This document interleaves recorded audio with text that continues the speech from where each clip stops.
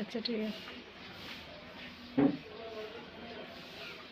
Good morning everyone, welcome back to my channel. কেমন আছো তোমরা সবাই? আশা করছি সবাই খুব ভালো আছো, আমরাও খুব ভালো আছি।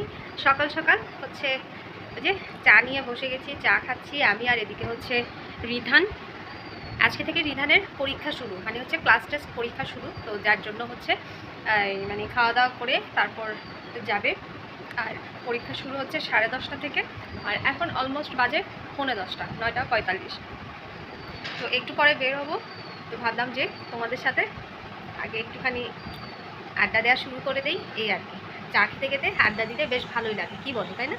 তো এই হচ্ছে ব্যাপার। আর একটু পর বের হবো, 10:30টায় তো 10:15 বা 10:15-20 করে বের হলেই হবে আর কি, এই হচ্ছে ব্যাপার।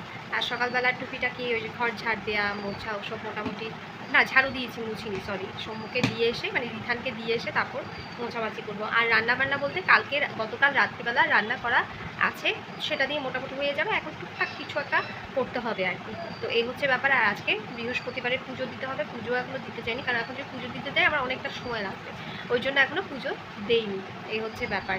আর আর কি, আর কোনো কিছু নেই। আর আজকের থেকে রিধানের পরীক্ষা শুরু, সবাই একটুখানি আশীর্বাদ করো রিধানের জন্য, যাতে ওর পরীক্ষাগুলো ভালো হয়, হয়ে যায়।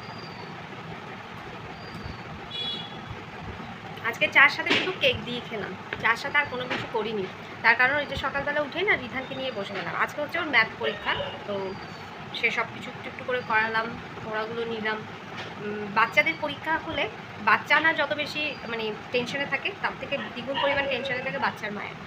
আমার যখন পরীক্ষা থাকতো তখন আমার মা খুব মানে টেনশনে থাকতো। আমার বইয়ের পড়া আমার মায়ের পুরো মুখস্থ থাকতো, তো সেরকম এখন আমার ছেলের পড়াও আমার পুরো মুখস্থ হয়ে গেছে, এরকম একটা অবস্থা আর কি। তো এই হচ্ছে ব্যাপার আর কি। আর রিয়ান এখনও ঘুমাচ্ছে। তো আশা করবো আজকে আমার এই ছোট্ট ব্লগটাতে তোমরা আমার সাথে থাকবে, আমার সাথে থেকো, পাশে থেকো। আর যারা নতুন দেখবে তারা অবশ্যই কিন্তু সাবস্ক্রাইব করে পাশে থাকতে হবে, কেমন? আর যারা আমার অলরেডি সাবস্ক্রাইবার বন্ধুরা আছো তাদের তো অসংখ্য ধন্যবাদ, এই আর কি। তো চলো খাওয়া দাওয়া করে নিই, রিধানকে আগে স্কুলে দিয়ে আসি, এরপর যা কাজকর্ম করবো সেগুলো তোমাদের সাথে শেয়ার করবো। আজকের দিনটা আমি কীভাবে করে কাটাচ্ছি সেটাই তোমাদের সাথে শেয়ার করবো, সাথে থেকো বন্ধুরা। স্কুলে যাওয়ার আগেই রিয়ানও ঘুম থেকে উঠে গেল। এখন ওকে সহ না নিলে এখানে কাঁসা ঘন্টা জুড়ি সব একসাথে বাজবে, এই আর কি অবস্থা। এখন ওকেও আবার নিয়ে যেতে হবে। তোমার যেতে হবে? দাদার স্কুলে যাবা? হ্যাঁ, ঘুম থেকে উঠে মানুষ স্কুলে যায়। তোমার স্কুল নেই? তোমার স্কুল নেই বাবা? তুমি স্কুলে যাবা না? কবে যাবা তুমি স্কুলে? আর এদিকে রিধানও মোটামুটি রেডি, তো বেরিয়ে যাবে এখন। আর 2-3টা মিনিট পর বেরিয়ে যাবো। রিয়ানকে একটুখানি রেডি করে নিই, দেন আমরা বেরিয়ে যাব। চলে যাচ্ছিলাম তখনই আর কি রিয়ান উঠে গেল, এই হচ্ছে অবস্থা। বাবা সবাইকে হাই দাও। ঠিক আছে, তাই আবার হাই দাও।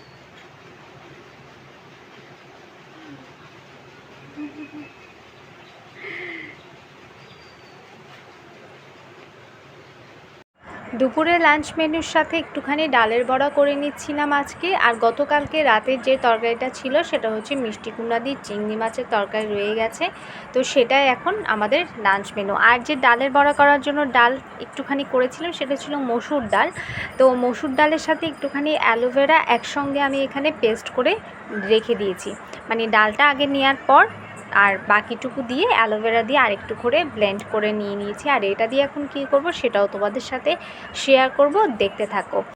আর পেস্টটা এভাবে বরফের যেই ট্রে থাকে না, মানে একটা স্ট্যান্ড থাকে না, সেই স্ট্যান্ডটার মধ্যে আমি এভাবে করে মানে নিয়েছি। আর এটা আমি এখন বরফ হতে দিয়ে দেব। আর এই যে মোটামুটি আমি ফ্রিজে ঢুকিয়ে দিয়েছি, আর এটা বরফ হওয়া অবধি আমি ওয়েট করব। আর মোটামুটি যখন এটা বরফ হয়ে যাবে এটা দিয়ে কি করছি সেটাও তোমাদেরকে দেখাবো। আর এরকমটা কিন্তু করে রাখলে এটা কিন্তু আমাদের অনেক সুবিধা দেয়, তো তোমরা চাইলেও এটা কিন্তু করতে পারো। তো চলো দেখা যাক আজকে আমি এটা দিয়ে কী করি। রাত 8:30, তো এতক্ষণ ধরে রিধানকে একটুখানি পড়াচ্ছিলাম, আর এখন আসলাম একটুখানি নিজের কেয়ার নিয়ে। আর ওই যে দুপুরবেলা যে বানালাম সেগুলো এখন বের করলাম, একটুখানি মুখে অ্যাপ্লাই করবো। অনেকদিন যাবত না নিজের স্কিনের কোনো প্রকার কেয়ার নেওয়া হচ্ছে না। আর এই জিনিসটা আমি সেই আমার কলেজ লাইফে ইউজ করতাম, মানে হচ্ছে কলেজ থেকে যখন আসতাম, খুব মানে রোদ থেকে আসতাম, তো এখন যেটা হয় যে আমি রান্না করে যখন আসি তখন এটা খুব ভালো একটা কাজ দেয়, তোমরা চাইলে করতে পারো। আমি এটা সবসময়ই করি এই আর কি, মানে সবসময় করে বলতে আগে করতাম, মাঝখানে অনেক দিন যাবত বন্ধ ছিল, কারণ নিজের ওই মানে স্কিন কেয়ার করতে মানে যেটা হয় মানে অলসতা চলে এসেছিল।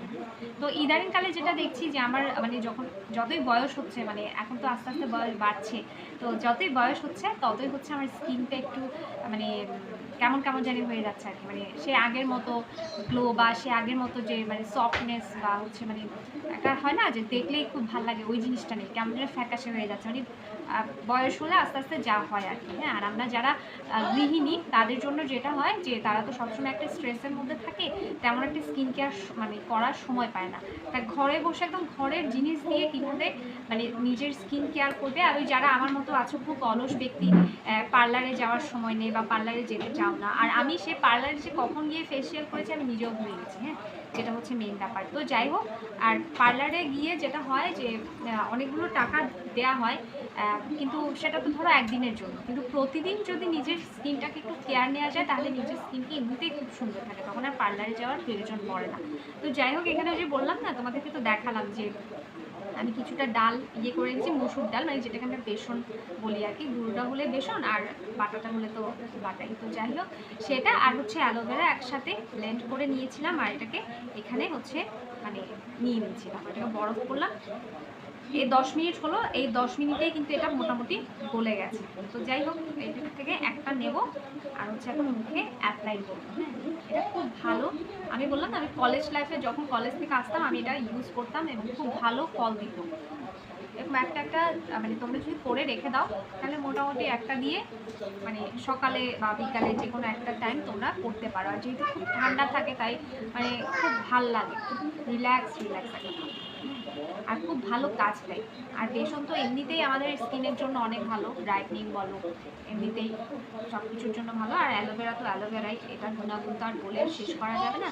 তো যাই হোক, মোটামুটি এভাবে দিয়ে আমি মোটামুটি এটাকে মানে ধরো 10 থেকে 15 মিনিট এভাবে করে বসে থাকবো, তোমাদের সাথে একটু বক করবো, এরপর হচ্ছে কি মুখটা ধুয়ে দেবো।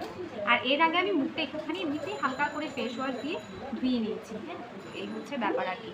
আর আমি আমার ঘরে যে সমস্ত জিনিস থাকে সেই সমস্ত জিনিস দিয়ে আমার হচ্ছে মানে চুলের কেয়ার বলো, তারপর হচ্ছে মানে স্কিন কেয়ার বলো, এগুলো করতে বেশি পছন্দ করি। সেই মানে অনেক অনেক টাকা পার্লারে দিয়ে, আর আমরা তো পার্লারে বলো যে মাসে 2 দিন 3 বার করে যাওয়া সম্ভব নয়, তো সেই জন্য আর কি নিজের মতো করে নিজে প্রতিদিন একটু একটু কেয়ার নিলেই দেখবে যে নিজের স্কিনটা অনেকটা বেশি ভালো থাকবে। এই হচ্ছে ব্যাপার। হ্যাঁ, তো বললাম এটা আমার সেই তখনকার থেকে আমি সেটা ইউজ করতাম, মাঝখানে অনেকদিন নিজের স্কিনের কোনো প্রকার কেয়ার নেইনি, যার জন্য এখন নিজের স্কিনের পুরো 12টা বেজে গেছে।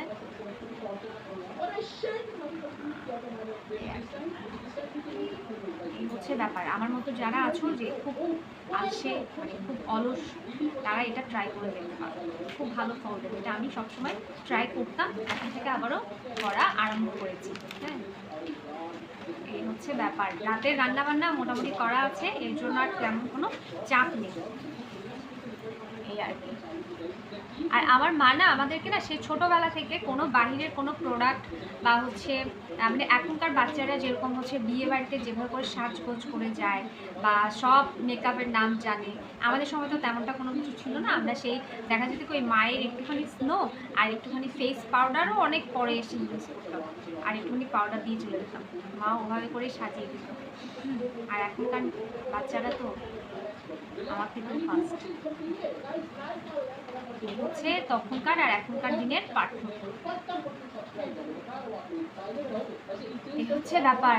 আর সামনে তো আমার ছেলের বিয়ে শাদী হবে, বয়স হচ্ছে তাতে কি হচ্ছে, যদি স্কিন ঠিকঠাক না থাকে না তখন মেয়ের মা পাত্তা দেবে না, তাই নিজের স্কিনের কেয়ার আমাকে নিজেকেই করতে হবে। আর এই যেটা হচ্ছে ওই অ্যালোভেরার একটু একটু করে চামড়া রয়ে গেছে, এটা হচ্ছে সেটা। তো মোটামুটি 10 মিনিট হয়ে গেছে, আর 5 থেকে 10 মিনিট রেখে আমি আমার মুখটাকে নিয়ে দেবো। তোমরা চাইলে এভাবে করে তোমরাও বাসায় কেয়ার নিতে পারো, যাদের ধরো একদমই কোনো সময় নেই, একদম মানে বাচ্চাদের জন্য কষ্ট। আর যেসব ঘরে বাচ্চা আছে সেসব ঘরের মারা তো তাদের স্কিন কেয়ার কোন কালে করেছে আমার মনে হয় ভুলে গেছে আমার মতো। ওই যে বললাম আমি এতদিন কোনো কিছুই করিনি, এখন থেকে আবারও স্টার্ট করলাম। নিজের ঘরে যা যা জিনিসপত্র আছে তা দিয়ে হচ্ছে স্কিন কেয়ার, চুলের কেয়ার সব কিছু করবো, এই হচ্ছে ব্যাপার আর কি। আর সেই দিন যে আমি চুলটাকে ধুয়ে নিয়েছিলাম, হ্যাঁ, সেই মোটামুটি বেশ ভালো, এখনও অবধি ঠিক আছে। মোটামুটি আজকে 3 দিন হলো, তো ঠিক আছে। তো এই হচ্ছে ব্যাপার। আবারও দেখি 2 দিন পর আবারও একটুখানি চুলে তেল, মানে গরম তেল মাসাজ করবো। তো চলো ধুয়ে আসার পর তোমাদেরকে দেখাচ্ছি। স্কিন কেয়ার তো করলাম, এবার তো রান্নাঘর কেয়ার করতে হবে, তাই না? এখন যখন রান্নাঘরে, কালকে তো অক্ষয় তৃতীয়া, তাই চেষ্টা করব পুরো রান্নাঘর আজকে একদম মানে ক্লিন করে রাখা। হ্যাঁ, আর হচ্ছে আগামীকাল আমি নিরামিষ করব, মানে গত কয়েক বছর যাবত, গত 2 বছর যাবত আমি অক্ষয় তৃতীয়াতে হচ্ছে নিরামিষ করে থাকি। তো সেই হিসেবে আমি আগামীকালকেও নিরামিষ করব। তো সেই জন্য রান্নাঘর একদম পুরো ডিপ ক্লিন করে নেব। আর এদিকে হচ্ছে রিয়ান এখন একদম পুরোই নাংটু পাংটু অবস্থা, পুরোই নাংটু পাংটু অবস্থা। কেন পুরো নাংটু পাংটু কেন তুমি? দাঁড়াও, এখানে বসো বসো আমি দেখছি এই আর কি। হ্যাঁ, তুমি নাও, গেঞ্জি নাও, প্যান্ট নাও। এই হচ্ছে অবস্থা। এখন পুরো রান্নাঘর গোছগাছ করবো, তার মধ্যে আমাকে রাত্রে শুধু রুটিটা বানাতে হবে, রুটিটা করবো আর রান্নাঘর পুরো ক্লিন করে রাখবো। এই হচ্ছে রাত্রেবেলার কাজ। আর ওই যে রুটির জন্য ওদিকে রুটি মানে আটাটা মেখে রাখা হয়েছে, ওটাকে এখন ঠিকঠাক করে রুটিটা করে নেব। তো চলো সাথেই থাকো।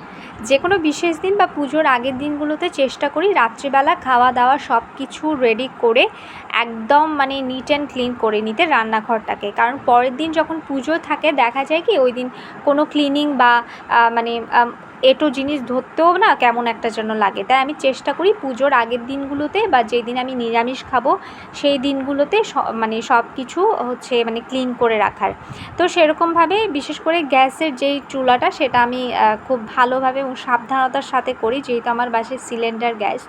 তো খুব সাবধানে ওটাকে ক্লিন করে নিই। আর এরপর হচ্ছে এই সাইডটা, আর তোমরা জানো এদিকে আমার রাইস কুকারটা থাকে, তাই একটু তেল চিটচিটে ভাব হয়ে যায় এবং উপরের দেয়ালটাও তেল চিটচিটে ভাব হয়ে যায় বলে আমি মোটামুটি 7-10 দিন পরপর ওগুলোকে ক্লিন করে ফেলি। প্রতিদিন এমনিতে মুছে দিই, কিন্তু 7-10 দিন পরপর হচ্ছে একটু ডিপ ক্লিন করি আর কি।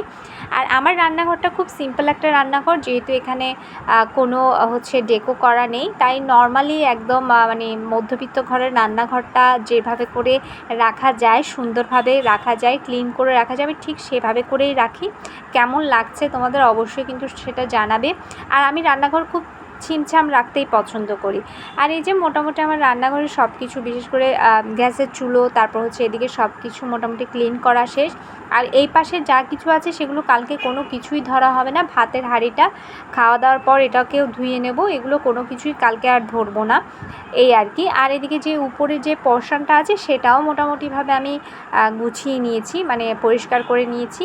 তো এই ছিল আজকে আমার রান্নাঘর ক্লিনিং একটা ছোট্ট ভিডিও। কেমন লাগলো অবশ্যই জানাবেন। থ্যাংক ইউ সবাইকে।